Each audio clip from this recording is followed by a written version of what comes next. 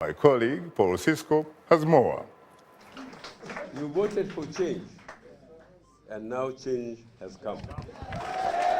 The handover of power from President Goodluck Jonathan to President-elect Muhammadu Buhari is seen as an historic milestone for Nigeria and Africa. More than 55 million Nigerians, many waiting hours, even days, voted in the election.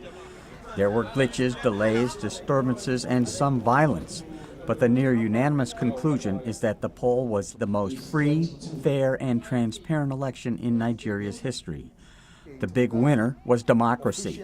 For the first time in Nigeria, an incumbent president and ruling party was defeated by the voters. This is the first time in Nigeria that a sitting government would be voted out of power using purely democratic means.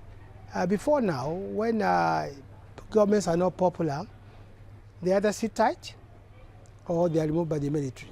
President Goodluck Jonathan's swift and graceful concession allowed the nation to quickly heal from a hard-fought campaign. I promised the country free and fair elections. I've kept my word. I've also expanded the space for Nigerians to participate in the democratic process. President-elect Buhari wasted no time in uniting the country. Our country has now joined community of nations that have used the ballot box to peacefully change an incumbent president in a free, fair election. To me, this is indeed historic. Nigeria appears to have emerged from the historic poll as a stronger nation.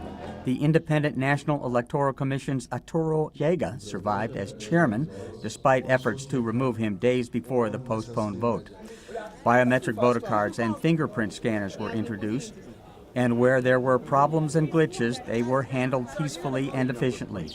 Chairman Jega says INEC will continue its investigations of all complaints until they are resolved, as the Commission works to improve the system and the process. Former U.S. Ambassador to Nigeria, John Campbell, also praised the vote. Social media has played an extremely positive role, along with various civil organizations in Nigeria, to mobilize support for democratic methods and approaches. Social media is also acting as a kind of watchdog, and it's not afraid to point out, how shall we put it diplomatically, irregularities.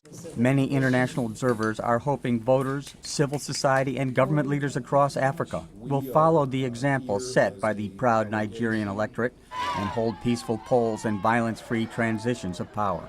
Paul Sisco, VOA News.